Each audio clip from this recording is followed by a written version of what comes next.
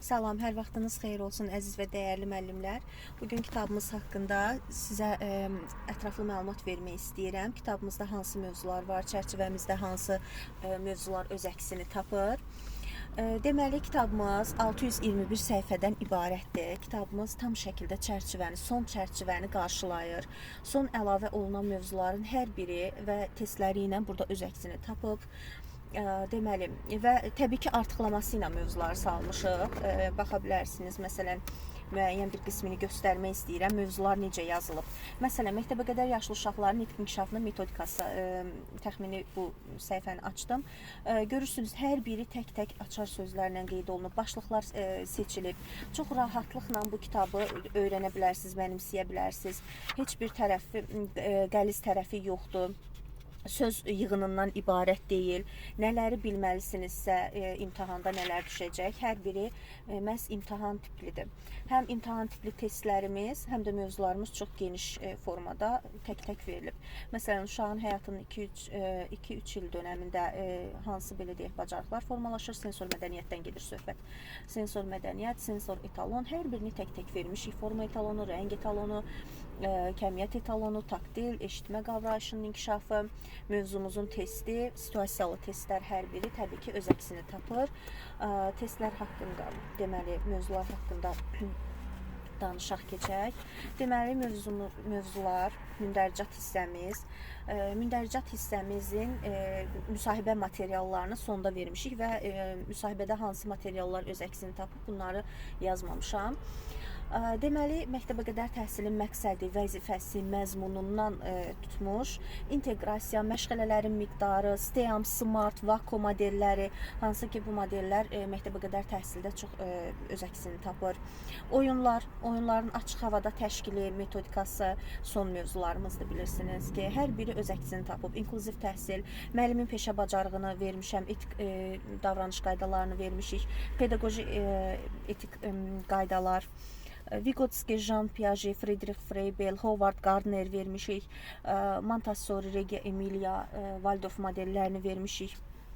Bununla birlikdə məktəbə qədər təhsilin sonunda uşaqlarda formalaşan səriştələr, təhsildə uşağa yönümlü yanaşma, hər biri bilirsiniz ki, bunlar bizim çərçivə mövzularımızda, tək-tək oxumuram. Deməli, 44 mövzu məhz bizim kitabımızda öz əksini tapır və bu 44 mövzu imtahan prosesini tam şəkildə əhatə eləyir. Həm imtahan prosesini, həm müsahibə prosesini. Yəni, bu kitabı alan, oxuyan müəllim %100 imtahandan 45 bal toplayacaq və burada oxumaq önəmlidir. Yəni, kitabı almaq, evdə saxlamaq, təbii ki, bu insanlar uğur qazana bilməz. Kitabı alan və oxuyan, mənimsəyən, həqiqətən kitabın, belə deyək, üzərində işləyən müəllim imtahandan 45-dən yuxarı bal toplayacaq. 45 balı o müəllim toplayacaq ki, təlimçi ilə hazırlaşmayacaq, yəni mənlə hazırlaşmayacaq. Sadəcə kitabı alacaq, məsuliyyətli şəkildə oxuyacaq. Amma hazırlığa qoşulan, eyni zamanda kitabı əldə eləyən və mənim izahlarımdan da yararlanan müəllimlər 50-dən yuxarı balı qarantiləmiş olacaq. %100 buna qaranti veririk. Bununla birlikdə biraz kitabın içərisindən də sizə bəzi səhifələri göstərmək istəyirəm, bəzi mövzularımızı. Məşğələləri yox, digər bəzi mövzuları istəyirəm göstərim. Məsələn, pedaqoji ədəbiyyatda motivasiyanın neçə növü var? Motivasiyanın 4 növü var. Ümumiyyətlə, uşaq şəxsiyyətinin formalaşdırılması, ünsiyyət tələbatı, emosional tələbatımız, idraki inkişaf sahəsi, idraki tələbatımız. Bunların hər biri haqqında tək-tək, deməli, kitabda vermişik açar sözlərlə, oxuya bilərsiniz. Nitqin qrammatik quruluşu, nitqin semantik məzmunu, nitqin riyazi ölçüləri, idraki tələbatımız. Tək-tək, yəni oxumuram, ümumiyyətlə tək-tək göstərmirəm. Sadəcə olaraq, məsələn, belə baxa bilərsiniz, necə anlaşıqlı formada vermişik, yazmışıq. Səhifə sayından ümumiyyətlə gözünüz qorxmasın, bu səhifə sayı olmalıdır.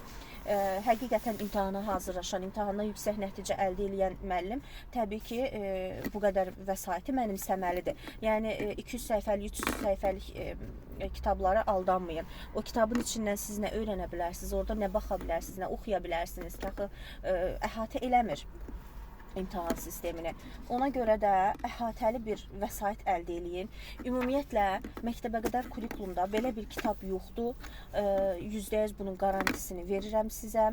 Heç bir kitab indiyə kimi belə bir kitab olmayıb ümumiyyətlə məktəbəqədər kurikulumda. Çünki heç bir kitab indiyə kimi bütün mövzuları əhatə eləməyib, bütün mövzuların testlərini əhatə eləməyib və müsahibə materialı üçün bu qədər. Deməli, digər mövzumuzu açdım. Qayda, prosedur və gözləntiləri qrupda deməli sinifin idarə edilmə mexanizmi, qrupun idarə edilmə mexanizmidir. Baxın, gördüyünüz kimi hər biri tək-tək verilib. Ümumiyyətlə deməli dediyim kimi çalışın ki gözəl vəsaitlərdən istifadə eləyəsiniz.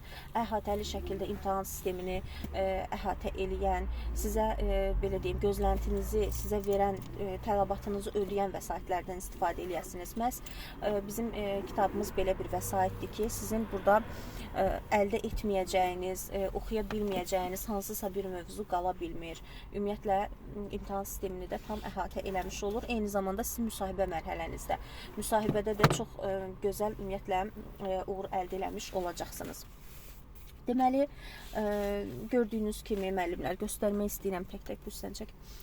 Göstərmək istəyirəm, ümumiyyətlə qrup və sinif qaydalarının yerində yenidən dəyərləndirmək, prosedurla qaydanın fərqi, konfliktlərin həlli, müsbət davranışın dəstəklənməsi, bu üstdən çək. Yəni görürsünüzmü, hər biri tək-tək açar məqamlarla öz əksini tapıb. Yəni söz yığını yoxdur burada. Müəllim, məsələn, bəzi kitablar var, baxırsan ki, mən bunun hansı tərəfindən başlayayım oxumağa, hansı tərəfindən bitirim. Belə bir məqam bu kitabda ola bilməz. Tək-tək hər birini çox rahatlıqla mənimsəyə bilərsiniz. Münaqişələrin həlli zamanı nəzərə alınmalı olan qaydalar var. Mövzumuzun testi, məsələn, çərçivələrimiz, ən son belə deyək, imtahan tipi nədirsə, o formatda bizim testlərimiz var, Venn diaqramlı testlərimiz var. Eyni zamanda gördüyünüz kimi cədvəlli testlərimiz çoxdur. Daha sonra məktəbəqədər təhsil müəssisəsində təhsil prosesi iştirakçılarının qarşılıqlı əlaqə modellərini vermişik. Bu da bizim son çərçivəmizdə öz əksini tapan mövzularımızdan biridir.